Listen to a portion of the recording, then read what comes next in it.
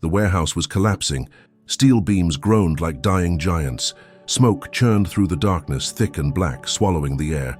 Flames licked at the ceiling, painting the walls in angry orange. The heat was unbearable, a living, breathing thing that pressed against the skin, stealing oxygen, burning lungs. Firefighter Maya Reeves stood at the entrance, her helmet cracked, her gloves scorched. Behind her, the structure buckled, glass shattered, wood splintered. The building screamed.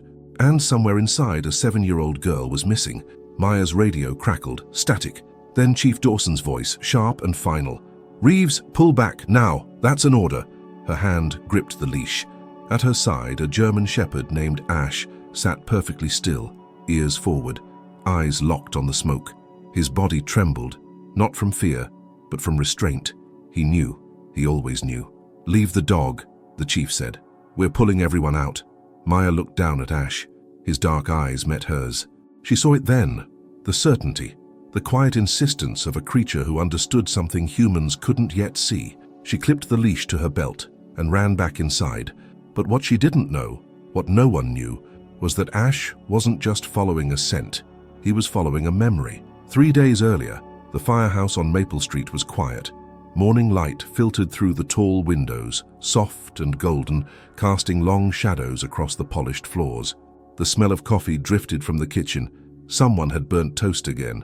Laughter echoed from the rec room, low, easy, the kind that came after years of working side by side.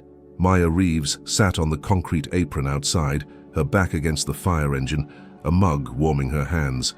She wore her Navy station shirt, sleeves rolled to the elbows, boots unlaced. Her hair was pulled back in a messy bun. She looked tired. She always looked tired. Beside her, Ash lay in a patch of sunlight, his head resting on his paws.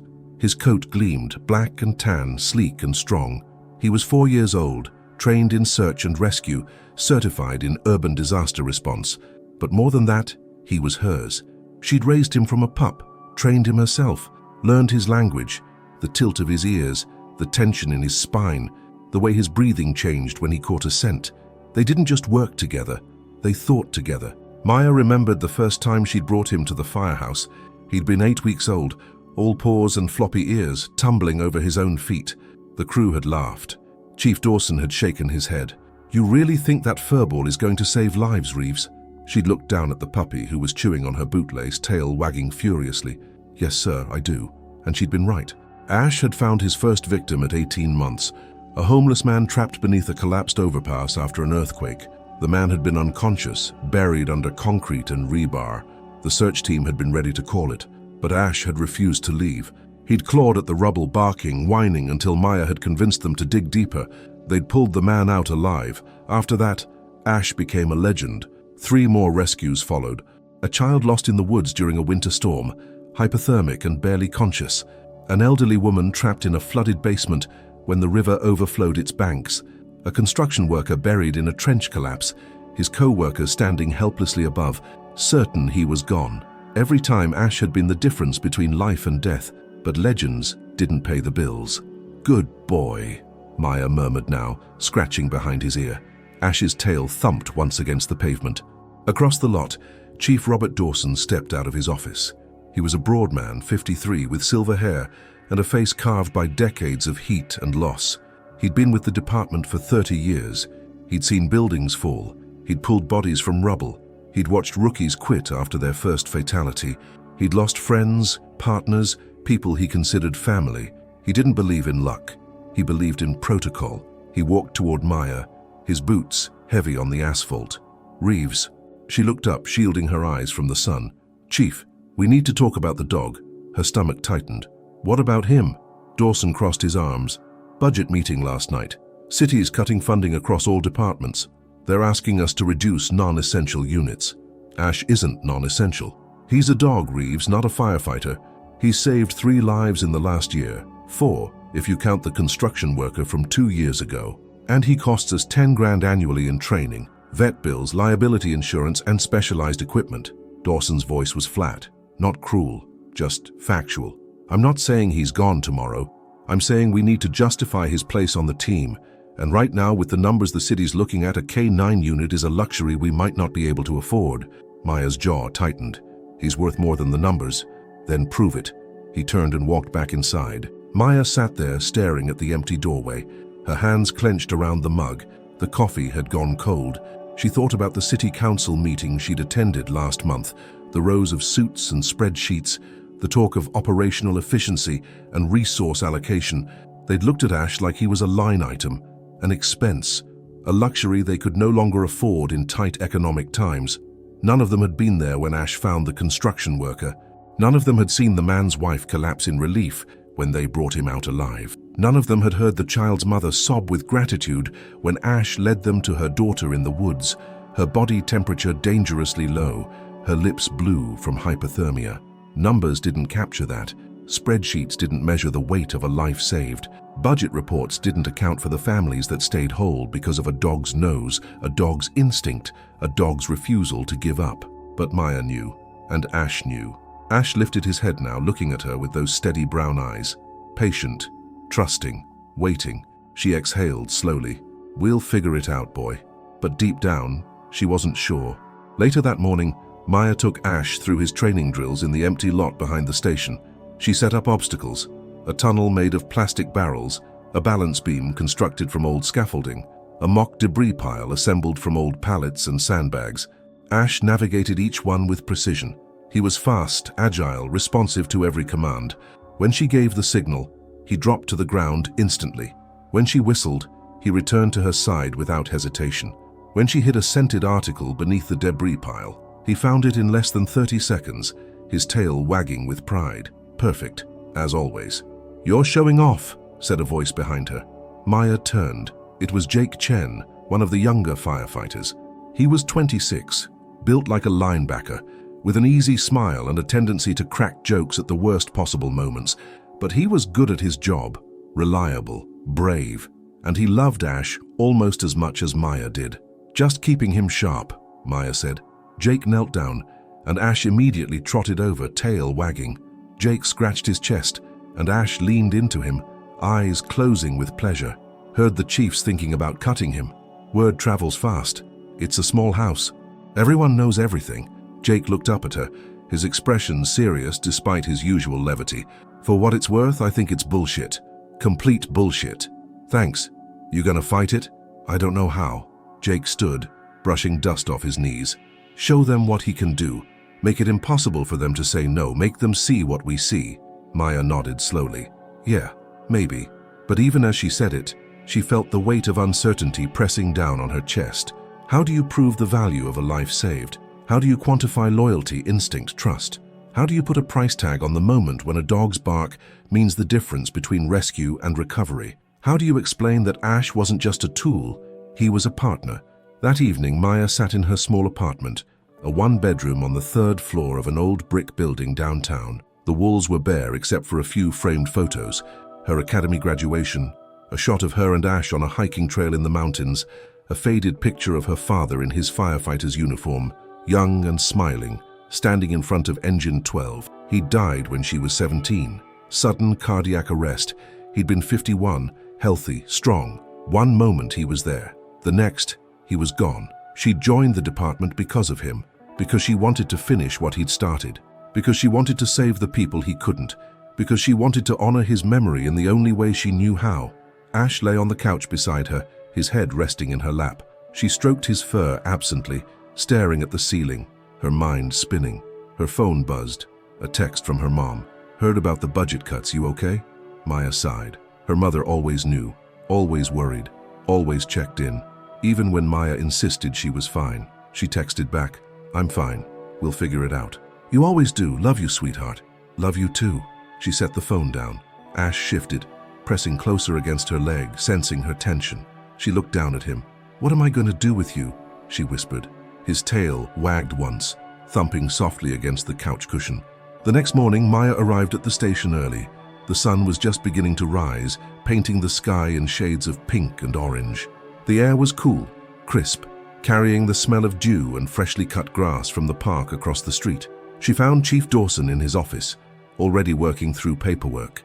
His desk was covered in files, reports, budget proposals. He looked up when she knocked. "Reeves, you're early." "Couldn't sleep." He nodded, understanding in his eyes. Coffee? Already had 3 cups. He smiled faintly. That explains the look. She stepped inside, closing the door behind her. Chief, I want to talk about Ash. I figured. I know the budget's tight, I know the city's pushing back, but I need you to understand what he means to this team, what he's capable of. Dawson leaned back in his chair, studying her. I know what he's capable of, Reeves, I've seen it. But I also have to answer to the city. I have to justify every dollar we spend. And right now, they're looking at cutting entire positions. Firefighters, paramedics, people with families to feed. I'm not asking you to cut anyone else. I'm asking you to fight for him. I am fighting, but I need ammunition, I need data. I need something concrete I can put in front of the council and say, this is why we need this dog. Maya's mind raced. What if I put together a report? Success rates, response times, lives saved, testimonials from the families. That would help. I'll have it on your desk by tomorrow. Dawson nodded. Good. And Reeves? Yes, sir? I'm on your side. I want you to know that. Her throat tightened. Thank you, Chief. The call came in that afternoon. Engine 19, Truck 7, Medic 3, structure fire, 1425 Belmont Avenue, residential, reports of possible occupants inside. Repeat, possible occupants inside. Maya was in the bay when the tones dropped. Adrenaline spiked instantly. She grabbed her turnout coat, pulled on her helmet, and climbed into the rig. Ash leapt in behind her, settling into his harness in the back seat, his body tense with anticipation. The engine roared to life. Sirens wailed. The world blurred past the windows, streets, faces, storefronts. People stopped and stared. Some pulled over. Others kept walking, phones in hand, filming for social media. Maya stared out the window, her mind already running through the protocols, entry points, ventilation strategies, search patterns, primary search versus secondary search. She'd done this 100 times, maybe more, but today felt different. There was a tightness in her chest, a knot in her stomach, an inexplicable sense that something was wrong. The house was a 2-story colonial, white with blue shutters, or it had been. Now flames roared from the second floor, punching through the roof in angry bursts. Smoke billowed into the sky, dark and thick, visible from blocks away. The air smelled like burning plastic and gasoline, a chemical, acrid stench that burned the nostrils. Neighbors stood on the sidewalk, phones out, voices rising in panic. A woman in a bathrobe was crying, her face buried in her hands, mascara running down her cheeks. A man in a mechanic's uniform was shouting, gesturing wildly at the house. She was playing upstairs, he yelled, his voice breaking with desperation. Her mum went to the store. She's not answering her phone. Someone has to get her out. Please, someone has to get her out. Maya's heart clenched. Chief Dawson was already barking orders. Primary search, 2nd floor. Reeves, take the dog. Check the bedrooms. Move fast. We don't know how long that structure will hold. Maya nodded. She clipped Ash's lead and moved toward the front door, her boots heavy on the pavement. Then Dawson's hand caught her shoulder. If it gets bad, he said quietly, his eyes hard and serious, you leave him, understand? If that building starts coming down, you get out. You don't risk your life for a dog, no matter how good he is. She stared at him. Chief, that's an order, Reeves. I'm not losing a firefighter for a dog. I can't, I won't. She didn't answer. She just turned and went inside. The house was chaos. Smoke hung in layers, thick and choking, reducing visibility to almost nothing. The heat was oppressive, pressing down like a physical weight, making every breath a struggle. Maya crouched low, moving through the living room, her flashlight cutting through the haze in a narrow beam. Furniture loomed like shadows. A couch, a coffee table, a bookshelf. Family photos hung crooked on the walls, smiling faces frozen in happier times. Birthday parties, vacations, school portraits. A child's backpack sat by the stairs, pink with cartoon unicorns spilling crayons and notebooks onto the floor. Ash pulled forward, nose to the ground, his body tense and focused. He moved with purpose, leading her toward the staircase without hesitation. They climbed. Each step creaked ominously under their weight. The heat grew worse with every foot of elevation. Sweat poured down Maya's face, soaking her shirt beneath the heavy turnout coat. Her breathing was loud inside her mask, rhythmic and mechanical, the sound of her own survival. At the top of the stairs, Ash stopped. He sniffed the air, his head moving left and right. His ears swiveled, processing sounds Maya couldn't hear. The crackle of flames, the groan of weakening wood, the whisper of shifting air currents. Then he turned toward the hallway and barked once, a sharp, urgent sound that cut through the roar of the fire. Maya followed. The first bedroom was empty. Bed unmade, sheets tangled, toys scattered across the floor. Lego bricks, stuffed animals, a plastic tea set, dolls with missing limbs. A nightlight shaped like a unicorn glowed faintly in the corner, its soft purple light swallowed by the encroaching smoke. The second bedroom door was locked. Maya tried the handle. It didn't budge. She stepped back and kicked, once, twice. The door splintered around the lock and swung open violently. Smoke poured out in a black, choking wave. Inside, the room was burning. The curtains were fully engulfed, flames crawling up the walls like living things, devouring the floral wallpaper. The wallpaper peeled and blackened, curling away from the drywall beneath. The bed was a skeleton of springs and charred fabric, the mattress consumed. A poster of a cartoon princess curled and disintegrated in the heat, falling to the floor in burning fragments. And in the corner, huddled beneath a small wooden desk, was a little girl. She couldn't have been more than 7. Blonde hair matted with soot and sweat, pink pajamas torn and blackened by smoke. Her face was streaked with ash. She wasn't moving. Maya's heart lurched. "I've got her!" She lunged forward, but Ash didn't follow. He stood in the doorway, rigid. His ears were pinned back flat against his skull. His eyes were fixed on something else. Not the girl. The window. Maya grabbed the child, scooping her into her arms. She was light. Too light. Her skin was cold, despite the oppressive heat surrounding them. Maya pressed 2 fingers to her neck, searching for a pulse. Faint. Thready. Barely there. "Stay with me," Maya whispered urgently. "Come on, sweetheart. Stay with me. You're going to be okay. I promise." She turned to leave, but the ceiling groaned. A beam cracked with a sound like a gunshot. Plaster rained down in chunks, hitting the floor and exploding into dust. The floor shuddered beneath her feet, unstable, threatening to give way. Ash barked, loud, insistent, desperate. "Not now, boy. We have to go." But he didn't move. He barked again, his whole body trembling with urgency, staring at the window with an intensity Maya had never seen before. And that's when she saw it. The window was open, not broken, not shattered by heat, not blown out by pressure from the fire. Open, deliberately opened, as if someone had climbed through, as if someone had been here and left. The realization hit her like ice water. Someone had been in this room with this child, and they had escaped through that window while the little girl was left behind to die. Maya carried the girl down the stairs, her arms burning with the effort, her lungs screaming for clean air. Ash stayed close, his body pressed against her leg, guiding her through the smoke when visibility dropped to absolute zero, when the world became nothing but heat and darkness and the deafening roar of flames. Outside, paramedics swarmed immediately. They took the girl from Maya's arms with practiced efficiency, laid her on a stretcher, placed an oxygen mask over her small, pale face. Her chest rose, fell, rose again. "She's breathing," one of the medics said, his voice clipped and professional, focused. "Barely. Oxygen saturation is low. We need to move. Now." The ambulance doors slammed shut. Sirens wailed. The rig disappeared down the street, lights flashing red and white against the smoke-filled afternoon sky. Maya stood there, hands on her knees, gasping for air, her body shaking with exhaustion and adrenaline. Her mask hung loose around her neck. Her face was black with soot. Sweat dripped from her chin, leaving dark spots on the pavement. Chief Dawson approached, his expression unreadable. "Good work, Reeves." She nodded, still catching her breath, unable to speak. "But the dog didn't help," he added, his tone flat and matter-of-fact.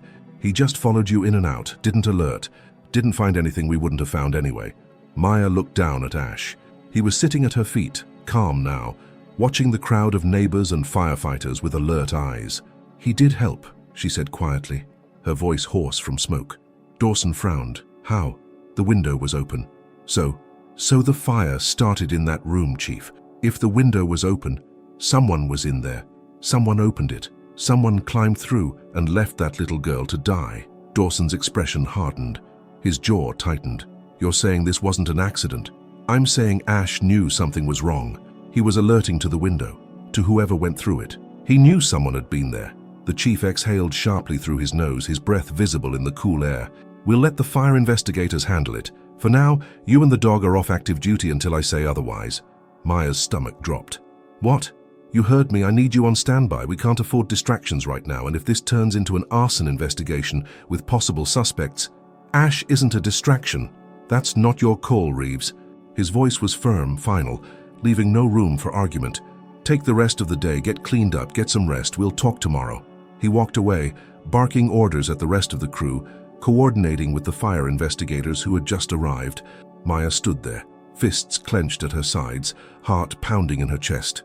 A mix of anger and frustration and helplessness washing over her. Ash nudged her hand with his cold, wet nose. She looked down at him. His eyes were steady, trusting, patient, waiting for her next command. "We're not done," she whispered. 2 days passed in agonizing slowness. The girl, her name was Emma Flores, was in the hospital, stable but not conscious. The doctors said she'd inhaled a dangerous amount of smoke. Her lungs were damaged. Her brain had been deprived of oxygen for critical minutes. They didn't know when or if she would wake up. They were running tests, monitoring brain activity, hoping for improvement. Her mother, Rebecca Flores, had been at the grocery store when the fire started. She'd come home to find her house engulfed in flames, her daughter trapped inside, firefighters battling to reach her. She was devastated, hysterical. The news cameras circled her like vultures, microphones thrust in her face, demanding answers she didn't have, exploiting her grief for ratings. The fire marshal's preliminary report came back on the second day. Arson. Accelerant detected in multiple locations throughout the second floor. Points of origin clustered near the child's bedroom. Gasoline, most likely. Poor patterns on the floor. Someone had set the fire deliberately, methodically, with clear intent. And Emma had been inside when it started. The police opened a criminal investigation immediately. Detectives interviewed neighbors, canvassed the area, checked security footage from nearby homes and businesses. They ran background checks on everyone connected to the family, relatives, friends, co-workers, acquaintances, but there were no obvious leads, no suspects with clear motive, no witnesses who had seen anything unusual, except one. Maya sat in her apartment that night, laptop open on the coffee table, scrolling through news articles about the fire. Ash lay beside her on the couch, his head resting on her thigh, eyes half closed but alert, sensing her tension. She couldn't stop thinking about the window, about the way Ash had barked, the urgency, the insistence, the way he'd stared at that open window, his body rigid with alarm, trying to communicate something he understood but couldn't explain in human terms. He hadn't been alerting to the girl. He'd been alerting to whoever had left. Her phone buzzed, breaking her concentration. A text from her old academy partner, Detective Luis Ortega. "Heard you pulled a kid out of that fire on Belmont. Nice work. Want to grab coffee and talk?" She texted back immediately. "Yeah. Tomorrow? 10 a.m. Usual spot." Maya set the phone down. Ash lifted his head, ears perked, dark eyes watching her face. "We're going to figure this out," she said softly, stroking his fur, feeling the warmth and strength of him beneath her hand. His tail wagged once, a slow, deliberate movement. The cafe was small and comfortable, tucked between a laundromat and a used bookstore on a quiet side street. The smell of espresso and freshly baked cinnamon rolls filled the air. Sunlight streamed through the front windows, illuminating dust motes floating lazily in the warmth. Maya sat in the corner booth, Ash at her feet beneath the table, hidden from view but present. A reassuring weight against her legs.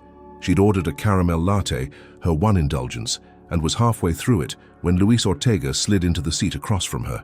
He was 40, lean and wiry, with sharp, intelligent eyes and a jaw that hadn't seen a razor in several days.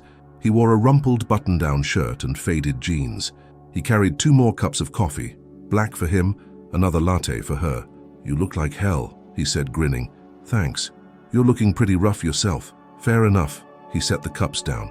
"When's the last time you actually slept? And I mean real sleep, not those 20-minute power naps you think count. I sleep. Nightmares about fires don't count as rest, Maya." She smiled despite herself. Luis had been her partner at the academy. They'd gone through training together, failed the same brutal drills, celebrated the same hard-won victories. He'd joined the police force after graduation. She'd joined the fire department, but they'd stayed close over the years, maintaining a friendship built on mutual respect and shared trauma. He was one of the few people who truly understood what the job cost. "So," Luis said, leaning back and sipping his coffee, his expression growing serious, "the Flores fire. You working it?" "Assisting. Lead detective is Morgan, Detective Sarah Morgan. You know her?" Only by reputation. She's good, thorough, meticulous, doesn't miss details. But this case is tough, really tough. He paused, choosing his words carefully. The mother's clean. Rebecca Flores. Alibi checks out completely. She was at the grocery store, caught on multiple cameras, talking to people, buying food for dinner. No financial motive we can find. No custody disputes. No insurance issues. The ex-husband, Emma's father, he's been out of the picture for 3 years now. Lives in another state. Hasn't seen the kid since she was 4. Pays child support regularly. No animosity. What about enemies? Debt, threats, anyone with a grudge? Nothing. Rebecca Flores is a dental hygienist at a family practice downtown. She volunteers at her church every Sunday. She coaches her daughter's youth soccer team. Everyone we've talked to says she's practically a saint. No conflicts, no drama, no reason for anyone to target her or her daughter. Maya frowned, her mind working through possibilities. So why would someone try to kill her child? That's the million-dollar question. Luis leaned forward, his elbows on the table. What did you see in that room, Maya? The chief mentioned you said something about a window. She hesitated for only a moment. Then she told him everything. About entering the burning bedroom, about finding Emma unconscious beneath the desk, about Ash's strange behavior, his refusal to enter the room, his intense focus on the window, his urgent barking that seemed designed to draw her attention to something specific, and about the window itself. Open, deliberately opened. Not damaged by the fire. Luis listened without interrupting, his cop's brain processing every detail. When she finished, he pulled a folder from the messenger bag he'd brought and slid it across the table. Off the record, he said quietly, glancing around to make sure no one was listening. She opened the folder. Inside were crime scene photos, professional shots taken by the police photographer, the bedroom, the charred furniture, the blackened walls, the window, and one more photograph that made her pulse quicken. A still image captured from a neighbor's security camera, grainy, slightly out of focus. Time-stamped 3:47 p.m., exactly 8 minutes before the first 911 call reporting the fire. A figure, blurry but clearly human, wearing a dark hoodie pulled up over their head, walking quickly away from the Flores house, head down, hands shoved deep in pockets. Maya's heart began to race. Who is that? We don't know yet. Face is completely obscured by the hood and the angle. Could be male, could be female. Height and build suggest someone between 5'6" and 5'9". Average weight. Nothing distinctive about the clothing. Generic hoodie, jeans, sneakers. Could be anyone. Can you enhance the image, clean it up? Tech department is trying, but don't get your hopes up. The camera's old, the resolution is terrible, and the figure is too far from the lens. We might get a better estimate on height and build, but facial identification is unlikely unless we get really lucky. Maya stared at the photograph, studying every detail. The figure moved with purpose, not running, which would draw attention, but not casually strolling either. This was someone who knew they needed to leave the area quickly, but didn't want to appear suspicious. Someone who had just committed a terrible crime and was trying to blend into the neighborhood. There's more, Luis said quietly. He pulled out another photograph. We found this in the bushes outside the house, about 10 feet from Emma's bedroom window, right beneath where the window would be if you dropped straight down. It was a close-up of a cigarette butt, half-smoked. Lipstick stain visible on the filter, a dark red or burgundy color. DNA? Maya asked, hope rising in her chest. Sent to the lab for analysis, but you know how backed up they are.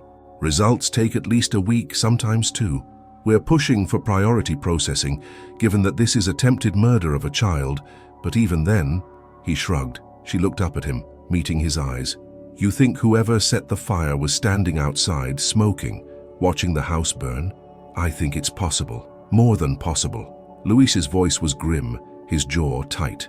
And if that's true, Maya, this wasn't some random act of violence. This wasn't a robbery gone wrong or a moment of panic. This was calculated, deliberate, personal. Someone wanted Emma dead, and they wanted to watch. That night, Maya lay awake in bed, staring at the ceiling of her dark bedroom, her mind refusing to quiet. She kept seeing that figure in the security footage, walking away, calm, controlled, confident they had gotten away with it. Who were they? What did they want with a 7-year-old girl? What could Emma possibly have done to make someone hate her enough to burn her alive? Ash was curled at the foot of the bed, breathing softly and steadily, his body warm and solid against her legs. Normally his presence comforted her. Tonight even he couldn't quiet the storm in her mind. Her phone buzzed on the nightstand, the screen illuminating the darkness. She grabbed it immediately. A text from Luis, sent at 2:14 a.m. "Can't sleep either. Got something. Meet me at the station, now. This can't wait." She was dressed and out the door in less than 5 minutes, Ash at her side. The police precinct was quiet at this hour, almost eerily so. Fluorescent lights hummed overhead, harsh and unforgiving, casting everything in cold white light. The smell of burnt coffee and old paperwork hung in the stale air. Somewhere in the back, a drunk was sleeping it off in a holding cell, snoring loudly enough to echo down the hallway. Luis met her at the entrance, holding a tablet computer, his eyes bright with exhaustion and excitement despite the late hour. "We got a hit." "On what?" "The figure in the video. Facial recognition software couldn't ID them from the original footage. Too blurry, too obscured. But we ran the timestamp against other security cameras in the neighborhood. Tracked their route block by block. And we found this." He showed her the screen. "Another security feed, this one from a convenience store 3 blocks from the Flores house. Same timestamp, give or take a few minutes. Same dark hoodie. But this time the person had stopped, entered the store, approached the counter to make a purchase. And for just a moment, just a few seconds, they had looked up directly at the camera mounted above the register. The face was visible. A man, mid-30s, thin, almost gaunt, pale skin, hollow, anxious eyes with dark circles beneath them, patchy beard that looked unkempt. He looked tired, nervous. His hands trembled slightly as he counted out cash to pay. "His name is Derek Lyle," Luis said, his voice tight with controlled excitement. 34 years old, he's got a criminal record. Breaking and entering, 5 years ago. Petty theft, multiple times. Assault with a deadly weapon. Did 2 years at county, got out 18 months ago. He's been clean since then, or at least he hasn't been caught doing anything." "What's his connection to the Flores family?" Maya asked, her mind racing through possibilities. "That's the weird part. We can't find one. No shared employment history, no mutual friends or acquaintances, no social media connections. Rebecca Flores swears she's never heard of him, never met him, has no idea who he is. Then why would he target her daughter? We don't know. But get this, he lives exactly 4 blocks from the Flores house, same neighborhood, and he hasn't been home in 2 days. Landlord confirmed it. Neighbors haven't seen him. His car is gone." Maya's heart pounded harder. "He's running." "Yeah." Luis met her eyes, his expression serious. "And if he set that fire with a child inside, Maya, he's extremely dangerous, desperate, unpredictable. We've got a warrant out for his arrest. Every cop in the city has his photo, but he could be anywhere by now." Maya looked down at Ash, who was sitting quietly at her feet, watching her face with those intelligent, understanding eyes. "I think I can help," she said slowly. Luis raised an eyebrow. "How?" "Ash. He was in that bedroom. He caught the scent of whoever was there before the fire. If I can get him something with Derek's scent on it, clothing, personal items, anything, he might be able to track him, find him before he gets too far." Luis was silent for a long moment, clearly weighing the options, considering the risks and benefits. Then he nodded decisively. "I can get you into Derek's apartment. Officially, you'll be there as a fire department consultant helping with the investigation. But Maya," his voice grew stern, "if we find him, you stay back, way back. You don't engage, you don't approach. You call for backup immediately, and you let us handle it. Understand?"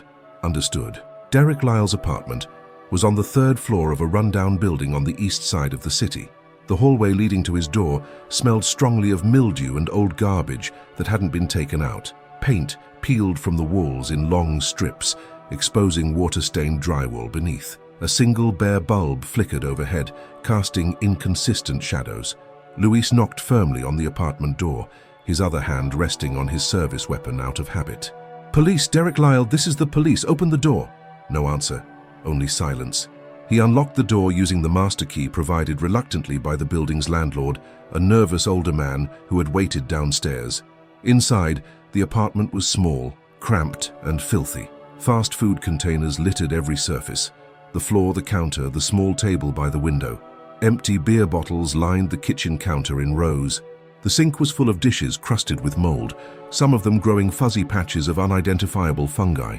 The air was thick and stale, smelling of rot and unwashed humanity. But it was the walls that made Maya's stomach turn violently. Photos. Dozens and dozens of them, hundreds maybe, taped to the walls with yellowing tape, pinned to a large corkboard that took up nearly an entire wall, scattered across the table, overlapping each other. Photos of Emma Flores. Emma at school standing in line with her classmates. Emma at the park playing on the swings. Emma in her front yard drawing with chalk on the sidewalk. Emma getting into her mother's car after soccer practice, her hair in a ponytail carrying a water bottle, all taken from a distance with a telephoto lens, all without her knowledge or consent. Jesus Christ, Luis breathed, his face pale. Maya's blood ran cold, her hands clenched into fists. He was stalking her, for months, longer than that. Luis picked up one of the photos carefully, using a pen to avoid contaminating potential evidence. It was dated in pencil on the back. This one's from 8 months ago. 8 months. This man had been watching a little girl for 8 months, following her, photographing her, obsessing over her. Why, what did he want from her? What had driven him to this level of dangerous obsession? Ash was moving around the apartment methodically, his nose to the ground, processing scents, cataloging information in ways Maya would never fully understand. He paused at a pile of dirty laundry in the corner near the unmade bed, clothes unwashed and reeking of sweat and cigarette smoke. Maya grabbed a shirt from the pile, a dark t-shirt that looked and smelled like it had been worn multiple times without washing. This should work, Luis nodded. Let's go find this bastard. They started at the warehouse district on the east side of the city, a sprawling area of abandoned industrial buildings, empty lots filled with weeds and trash, overgrown railroad tracks that hadn't seen a train in years. It was the kind of place people went when they didn't want to be found, when they needed to disappear. Ash had the scent now. Maya had let him smell Derek's shirt thoroughly, watching as his nostrils flared, processing and memorizing the unique combination of chemical signatures that made up this particular human's scent profile. Now he pulled at the lead, moving with clear purpose, his nose sweeping methodically back and forth across the ground, filtering through thousands of competing scents to find the one he needed. Maya followed, her heart pounding, her senses alert. Luis and 2 uniformed officers stayed close behind, hands near their weapons, ready for anything. They moved through the ruins of an old textile factory, windows boarded up with weathered plywood, graffiti covering every available surface in layers of competing tags and murals, weeds growing through cracks in the pavement, pushing up through concrete with stubborn determination. The air smelled like rust and decay and abandonment. Ash stopped suddenly at a side entrance, a metal door hanging loose on broken hinges. He sat immediately, the signal Maya had trained him to give when he'd located his target. He barked once, short, sharp, certain. "He's here," Maya whispered, her voice barely audible. Luis drew his weapon smoothly, his movements practiced and professional. "Police! Derek Lyle, if you're inside, come out with your hands up. You're surrounded. There's no way out." Silence. Heavy. Oppressive. They entered cautiously. The interior of the factory was vast and dark, like stepping into a cathedral of abandonment. Rusted machinery loomed like mechanical skeletons in the shadows. The air was damp and cold. Water dripped somewhere in the distance, a steady rhythm echoing through the empty space. Ash moved through the space confidently, his training and instincts guiding him forward. He led them down a narrow hallway, past rows of broken looms that looked like instruments of torture, toward the back of the building, where natural light barely penetrated. He stopped at a metal door, newer and sturdier than the others, sat again, barked twice this time, more urgent. Luis nodded to the uniformed officers. One of them positioned himself to the side, raised his leg, and kicked hard. The door burst open with a shriek of protesting metal.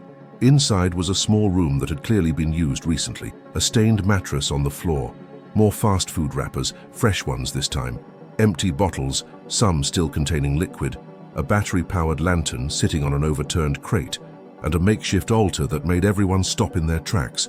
Photos of Emma covered one entire wall, arranged almost reverently.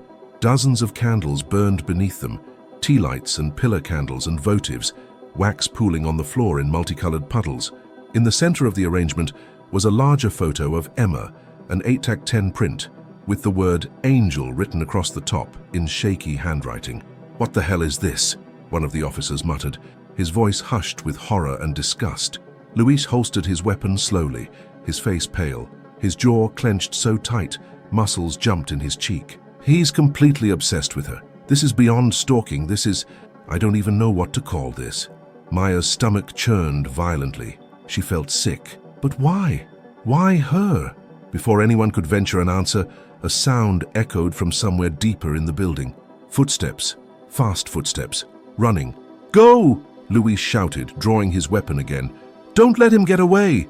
They sprinted through the warehouse, their footsteps echoing loudly, chasing the sound of someone fleeing in panic. Ash surged ahead, his powerful legs propelling him forward with incredible speed, his breathing sharp and rhythmic, every muscle in his body focused on the pursuit. They burst through a doorway into the loading bay at the back of the building. Sunlight streamed through broken skylights high above, cutting through the perpetual gloom in bright, dusty shafts. Dust motes floated in the light like tiny stars. And there, at the far end, near a stack of old shipping crates and rotting pallets, was Derek Lyle. He was exactly as he'd appeared in the security footage, thin to the point of being gaunt, pale, with wild, frightened eyes. His clothes were stained and torn. His hands shook uncontrollably. In one trembling hand, he held a cheap plastic lighter, his thumb on the striker wheel. "Stay back!" he screamed, his voice cracking with panic and desperation. "Stay back, or I'll burn this whole place down. I swear to God I will." Luis aimed his weapon, his stance steady and professional, his voice calm but commanding. "Drop the lighter, now! Drop it and put your hands on your head." Derek's eyes darted between them frantically. Luis with his gun drawn, the two uniformed officers spreading out to flank him, Maya standing slightly back with Ash at her side, the dog's body tense and alert. He was cornered, trapped, and he knew it. "You don't understand," he shouted, tears streaming down his face, leaving clean tracks through the grime on his cheeks. "She saw me. Emma saw me through the window, and I didn't know what to do. I panicked." "Saw you where?" Luis demanded, his weapon never wavering. "At the house, her house. I was just watching like I always do. I wasn't going to hurt her. I would never hurt her. I love her. But she saw me through the window and she screamed and her mother wasn't home, and I thought if I scared her, if I made her think there was a fire, she'd forget about me. She wouldn't tell anyone about the strange man outside her window." "So you set her house on fire." Maya's voice was cold, hard, filled with barely controlled rage. Derek's face crumpled completely. "I didn't think it would spread so fast. I swear I didn't. I just wanted to scare her, just wanted to create a little smoke, make her run outside. But the flames, they just kept growing and growing, and I couldn't. I tried to get back inside, but the heat was too much, and then I heard the sirens and I ran and—" His voice broke into incoherent sobs. "Where is she?" Luis interrupted sharply. "Emma Flores disappeared from the hospital yesterday." "Where is she?" The color drained from Derek's already pale face. "What? I didn't... Where is she?" Luis shouted. "I don't know. I swear I don't know. I haven't been near the hospital. I've been hiding here. I didn't take her. I would never..." And then Ash barked. Not at Derek. At something else entirely. At the corner of the loading bay. At the stack of shipping crates and pallets piled haphazardly against the wall. Maya's heart stopped in her chest. Maya ran. She sprinted across the loading bay, her boots pounding on the concrete, her breath coming in sharp gasps. She reached the crates and started pulling them aside frantically, her hands bleeding as rough wood and rusty nails tore at her palms. Splinters dug deep into her skin. She didn't care. Ash clawed at the base of the stack, whining urgently, his paws scrabbling against the wood, trying to help, trying to get through. "Help me!" Maya shouted desperately. "Someone help me!" Luis and the officers rushed over immediately. Together they tore away the crates, throwing them aside violently, the wood clattering and splintering on the hard floor. And there, behind the wall of debris they'd created, was a small crawl space barely 3 feet wide. And inside that space, curled in a tight ball, was Emma Flores. She was unconscious, her small body frighteningly still. Her hospital gown was torn and filthy, covered in dirt and grime. Her skin was pale, almost gray, with a bluish tint around her lips that made Maya's medical training scream warnings. Her blonde hair was matted and tangled, but her chest was moving, barely, shallow breaths that seemed too weak, too infrequent. But she was breathing. She was alive. "Medic!" Luis screamed into his radio, his voice raw with urgency. "Officer needs assistance. No, civilian down, child critical condition. We need an ambulance at the old Barton warehouse, East Loading Bay, now, now!" Maya dropped to her knees beside the girl, her hands shaking as she pressed 2 fingers gently to Emma's neck, searching for a pulse.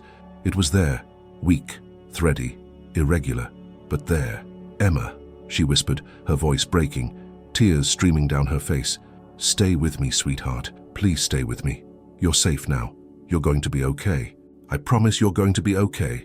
Ash nudged the girl's limp hand gently with his nose, whining softly, as if trying to wake her with kindness and warmth. Tears blurred Maya's vision completely now. Good boy, she choked out. Such a good boy, Ash. You found her, you saved her. Behind them, the officers were restraining Derek, who had collapsed to his knees, sobbing uncontrollably, insisting over and over that he didn't know, he didn't take her, he didn't know she was there. But Maya didn't care about him anymore. All she cared about was the little girl in front of her, whose life hung by the thinnest of threads. Emma was rushed to the hospital by ambulance, sirens wailing through the city streets. She was severely dehydrated, hypothermic despite the relatively warm weather, in shock. Her body was shutting down, protecting vital organs by sacrificing everything else. But she was alive. The doctors said it was a miracle she'd survived at all. Another hour, maybe 2 at most, and she would have died in that crawl space, alone and forgotten. Derek Lyle was arrested immediately and charged with arson, attempted murder and kidnapping.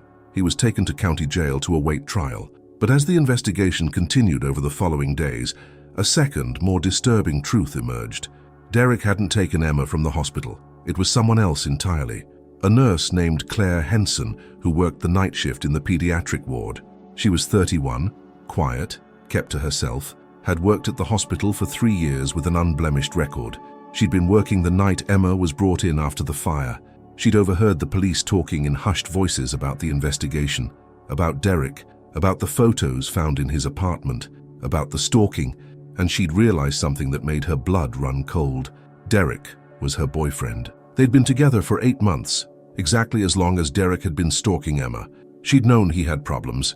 She'd known he was troubled, that he had obsessive tendencies, that he fixated on things in unhealthy ways. But she'd never imagined this, never suspected the depth of his sickness. When the police closed in on Derek, when she realized he would be arrested and everything would come out, his crimes, his obsession, his attempt to murder a child, Claire had panicked. She'd convinced herself that if Emma woke up and identified Derek, Claire's connection to him would be discovered.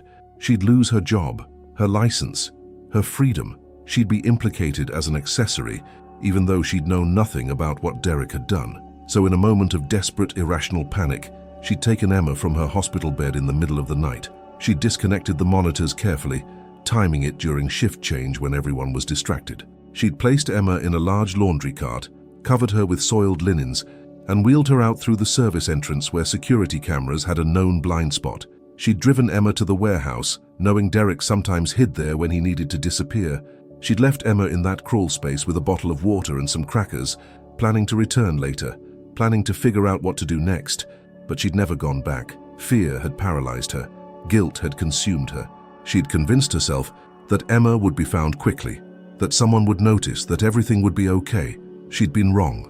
Claire was arrested 48 hours later, trying to board a Greyhound bus to another state with a fake ID and what little cash she'd managed to withdraw from her bank account. She confessed everything. 3 weeks later, Emma Flores finally went home. She was thin, her body still recovering from the trauma. She was quiet, speaking only in whispers, flinching at sudden movements and loud noises. The trauma would stay with her for years, maybe forever. She'd need therapy, support, time to heal both physically and psychologically. But she was alive, and that was everything. Her mother, Rebecca, held her hand tightly as they walked up the front steps of their new apartment. A different building in a different neighborhood, far from the burnt house, far from the warehouse, far from all the places that held terrible memories. The press was there, of course, because tragedy and survival always drew crowds. Cameras flashed continuously. Reporters shouted questions, demanding statements, pushing microphones forward aggressively. But Maya stayed back, standing beside the fire engine that had brought her there for this moment, Ash sitting calmly at her side, his tail occasionally wagging when someone walked past. Chief Dawson approached slowly, his footsteps measured. He didn't say anything at first, just stood beside her watching the scene unfold. Then he reached into his jacket pocket and pulled out a folded piece of paper, slightly creased from being carried around. He handed it to her without comment. Maya unfolded it carefully. It was an official memo from the city council, printed on letterhead signed by the mayor herself. K9 Unit. Permanent funding approved. Effective immediately. Annual budget increased for training and equipment. Maya looked up at him, her eyes wide with surprise and relief and gratitude. You proved it, Dawson said quietly, his voice gruff but warm. You and the dog. You proved that some things can't be measured in spreadsheets. That some value can't be quantified in budget reports. Her throat tightened painfully. Thank you, Chief. He nodded once. Then he did something she'd never seen him do before. He bent down and scratched Ash behind the ears gently, with genuine affection. Good boy, damn good boy. Ash's tail wagged enthusiastically, his whole body wiggling with pleasure at the rare praise from the gruff chief. Dawson straightened, cleared his throat, clearly uncomfortable with the display of emotion. Take tomorrow off, Reeves, both of you. Rest, you've earned it. Yes, sir. He walked away, returning to coordinate with the other units present for Emma's homecoming. Maya stood there for a long moment, watching as Rebecca and Emma disappeared inside their new home, safe and together and alive. Then she looked down at Ash, whose dark eyes were watching her face with that characteristic, patient intelligence. We did it, boy, she whispered, her voice thick with emotion. His tail wagged. Later that evening, Maya sat on the floor of her apartment, her back against the couch, Ash's head resting heavily in her lap. The TV was on, but muted, casting flickering blue light across the dim room. She wasn't watching. She was just sitting there, stroking his soft fur, feeling the steady, reassuring rise and fall of his breathing. Her phone buzzed. A text from Rebecca Flores. Thank you for everything, for saving her twice. Emma asks about the dog every single day. She wants to meet him. She says he's her guardian angel. Maya smiled, tears pricking at her eyes. Anytime, just let me know when. He'd love to meet her too. Thank you. Truly. You gave me my daughter back. Maya set the phone down carefully and looked at Ash, really looked at him, seeing him not just as her partner or her responsibility, but as the miracle he truly was. You hear that, boy? She whispered. You've got a fan, a real-life little girl who thinks you're an angel. His tail thumped steadily against the floor. She leaned down and pressed her forehead against his, breathing in his warm, familiar scent, dog and sunshine and safety. You saved her, she said softly. You saved her life twice. Once in the fire, and once in that warehouse. No one else could have done that. No technology, no training, no amount of money could replace what you did. Ash licked her cheek gently, his version of a kiss. And for the first time in weeks, Maya felt something profound loosen in her chest. The constant tension, the worry, the fear that she might lose him. It was replaced by something else. Relief, gratitude, peace, pride, and absolute certainty that she and Ash were exactly where they were meant to be, together. Sometimes heroes don't wear badges, sometimes they don't carry guns, or give speeches, or shake hands with mayors, or appear on television. Sometimes they walk on four paws. They don't ask for recognition, they don't need medals or parades or their names carved in stone monuments. They just do the work. They follow the scent through smoke and darkness. They trust their instincts when human logic fails.